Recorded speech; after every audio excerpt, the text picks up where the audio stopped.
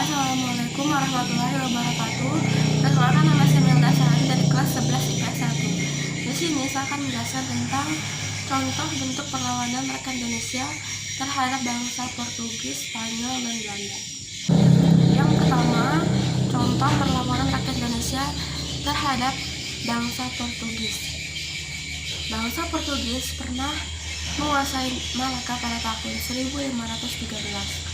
Adanya penguasaan Portugis terhadap Malaka ini membuat banyak terjadi masalah terhadap masyarakat Malaka. Contohnya, adanya kebijakan monopoli yang diterapkan oleh bangsa Portugis. Karena adanya kebijakan monopoli yang diterapkan oleh bangsa Portugis ini membuat banyak terjadi perlawanan yang dilakukan oleh masyarakat.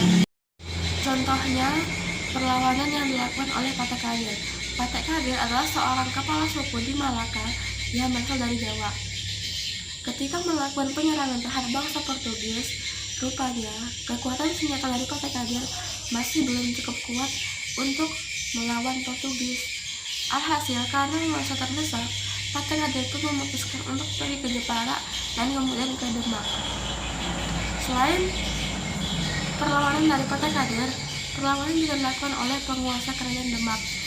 Tepatnya pada tahun 1513, kerajaan Demak yang dipimpin oleh seorang putra mahkota yang bernama Pati Unus memutuskan untuk melakukan penyerangan terhadap bangsa Portugis dengan 100 buah perahu dan ribuan prajurit serta bergabungnya Patek Kadir dan rombongan. Mereka pun berangkat ke Malaka untuk melakukan penyerangan terhadap bangsa Portugis.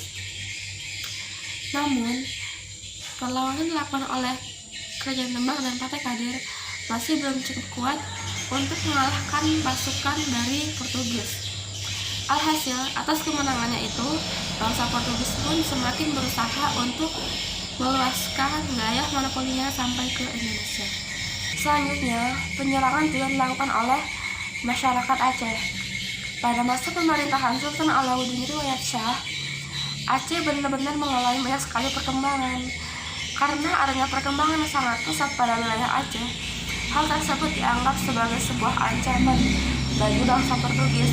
Alhasil, bangsa Portugis pun berencana untuk melakukan penyerangan pada tahun 1523. Namun, penyerangan yang dilakukan oleh bangsa Portugis itu mengalami kegagalan karena masyarakat Aceh masih dapat melindungi daerah kekuasaannya. Karena adanya serangan dari Portugis tersebut, masyarakat Aceh pun memutuskan untuk kembali menyerang bangsa Portugis. Setelah mendapatkan banyak bantuan senjata dan rombongan dari berbagai daerah, masyarakat Aceh pun kemudian menyerang bangsa Portugis.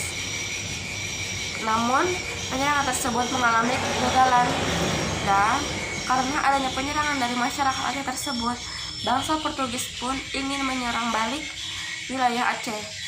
Penyerangan tersebut terjadi pada tahun 1569. Namun, perlawanan tersebut mengalami kegagalan karena rakyat Aceh masih dapat melindungi wilayahnya. Alhasil, rakyat Aceh dan bangsa Portugis pun masih belum dapat mengalami kemenangan dalam perlawanannya. Selanjutnya, penyerangan kembali dilakukan pada tahun 1629 di bawah pimpinan Sultan Iskandar Muda. Untuk melakukan penyerangan terhadap Portugis, Sultan Iskandar Muda sudah menyiapkan berbagai senjata dan sebuah kapal yang dapat menampung sekitar 600-800 orang prajurit. Kemudian, Sultan Iskandar Muda beserta para prajuritnya berangkat ke Malaka untuk melakukan penyerangan terhadap bangsa Portugis. Namun, penyerangan ini masih belum berhasil untuk mengalahkan bangsa Portugis, sehingga bangsa Portugis belum dapat diusir dari Malaka. Selanjutnya, pada tahun 1529, masyarakat Tidore ingin melakukan penyerangan terhadap bangsa Portugis karena bangsa Portugis sangat mengganggu dalam proses perdagangan mereka. Tetapi, penyerangan yang dilakukan oleh masyarakat Tidore ini mengalami kegagalan karena pada saat itu bangsa Portugis banyak mendapatkan bantuan dari berbagai daerah. Kemudian, penyerangan kembali terjadi yang dilakukan oleh masyarakat Ternate pada tahun 1565 yang dipimpin oleh Sultan Khairuddin. Ketika penyerangan antara masyarakat Ternate dan bangsa Portugis berlangsung, bangsa Portugis merasa bahwa mereka akan mengalami kekalahan. Kemudian bangsa Portugis ingin meminta maaf kepada Sultan Hairudin.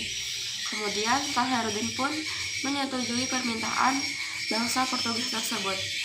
Namun, ketika bangsa Portugis dan Sultan Hairudin sedang berkumpul, kemudian bangsa Portugis menculik Sultan Hairudin dan kemudian membunuhnya. Jika bangsa Portugis tersebut benar-benar membuat para masyarakat Ternate marah. Kemudian, penyerangan kembali dilanjutkan di bawah pimpinan Sultan Baabullah, yaitu putra dari Sultan Hairudin. Seluruh masyarakat di Maluku berhasil dipersatukan dalam penyerangan tersebut. Kemudian bangsa Portugis pun mengalami kekalahan dalam peperangan tersebut.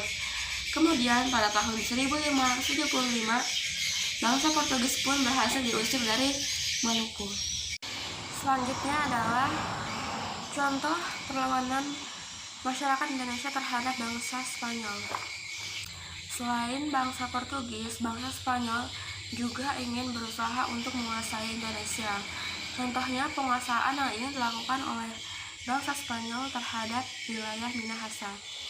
Karena adanya penguasaan terhadap bangsa Spanyol ini akhirnya membuat masyarakat Malaka marah dan merasa terganggu. Akhirnya masyarakat Minahasa pun memutuskan untuk melakukan peperangan terhadap bangsa Spanyol. Perlawanan masyarakat Minahasa terhadap bangsa Spanyol terjadi pada tahun 1684 oleh anak Tambuatu. Peperangan tersebut terjadi di daerah Batu Lesung dan Danau Kali. Peperangan tersebut dipimpin oleh seorang Panglima Monde dan bangsa Spanyol dipimpin oleh seorang Raja Loloda Mongkogou II.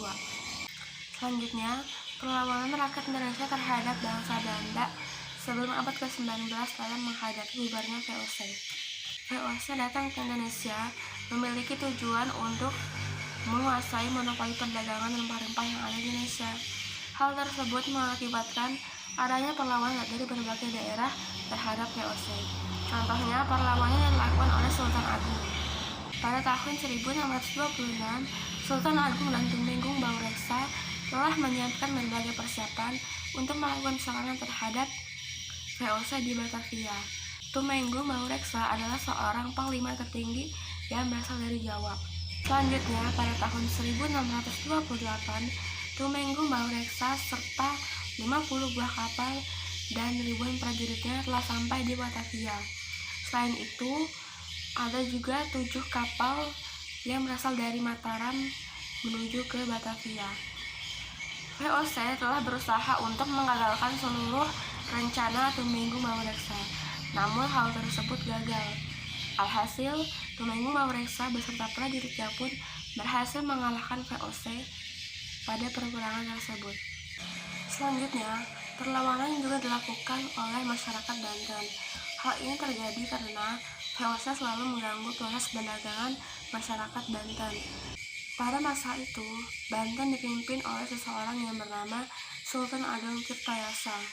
Kemudian, pada tahun 1671, Sultan Ageng Tirtayasa mengangkat Sultan Haji untuk mengurus segala urusan di dalam negeri, sedangkan Sultan Ageng Tirtayasa akan mengurus seluruh masalah yang ada di luar negeri. Namun, ternyata Sultan Haji berkhianat terhadap Sultan Ageng Tirtayasa. Sultan Haji diam-diam melakukan persekongkolan terhadap VOC. Kemudian pada tahun 1681, VOC dan Sultan Haji pun berhasil merebut Banten atas nama Sultan Haji. Tindakan Sultan Haji dan VOC ini benar-benar membuat rakyat Banten merasa marah. Mereka bahkan tidak menganggap Sultan Haji sebagai pemimpin mereka. Mereka tetap setia terhadap Sultan Ageng Tirtayasa. Selanjutnya, pada tahun 1682, rakyat beserta para prajurit yang masih setia terhadap Sultan Ageng Tirtayasa pun memutuskan untuk merebut kembali kekuasaan Banten dari VOC dan Sultan Haji. Namun, dalam peperangan tersebut, Sultan Ageng Tirtayasa beserta rakyatnya mengalami kekalahan. Kemudian, karena kekalahannya itu, Sultan Ageng Tirtayasa pun memutuskan untuk melindungi diri dan dan mendirikan sebuah markas di daerah yang bernama Laskam Bitung. Selanjutnya, pada tahun 1683, VOC menemukan tempat persembunyian Sultan Ageng Tirtayasa. Sultan Ageng Tirtayasa ditangkap di Batavia hingga akhir hayatnya sekitar tahun 1692. Selanjutnya, contoh perlawanan yang dilakukan masyarakat Indonesia terhadap pemerintah Hindia Belanda. Ketika VOC menguasai Maluku, pada saat itu rakyat Maluku sangat merasa sengsara dan kesusahan. Kemudian, hal tersebutlah yang menyebabkan munculnya berbagai perlawanan dari berbagai daerah terhadap VOC. Contohnya, perlawanan yang dilakukan oleh Kapten Patimura.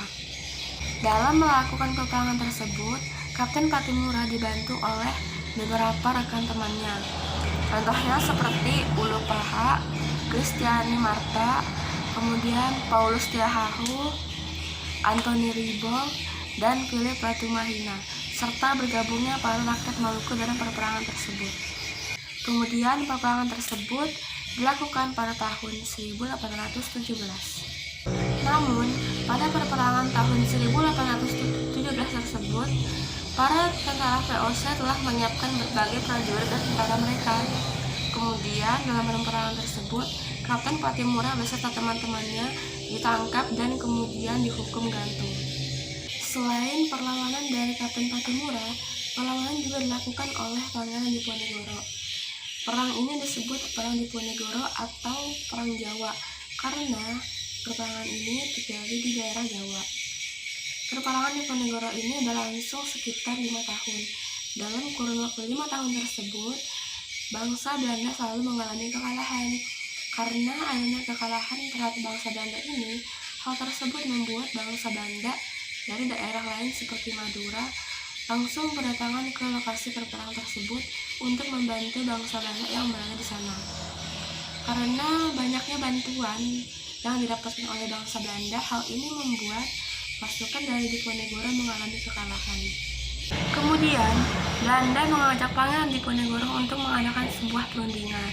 Akhirnya, Pangeran Diponegoro pun menyetujui permintaan Belanda tersebut.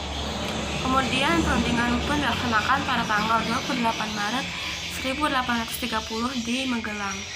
Namun ternyata itu hanyalah sebuah tipu muslihat Belanda terhadap Pangeran Diponegoro. Ketika sedang melaksanakan perundingan, Belanda kemudian menangkap seluruh anggota Diponegoro dan Pangeran Diponegoro, kemudian memenjarakan seluruh teman-teman dan anggota Pangeran Diponegoro. Kemudian Pangeran Diponegoro pun meninggal dalam tawanan tersebut pada tanggal 8 Januari 1855, tepatnya ketika Pangeran Diponegoro berusia 70 tahun. Ya, itu tadi contoh perlawanan bangsa Indonesia terhadap bangsa Spanyol, Portugis, dan Belanda. Saya mengucapkan terima kasih. Wassalamualaikum warahmatullahi wabarakatuh.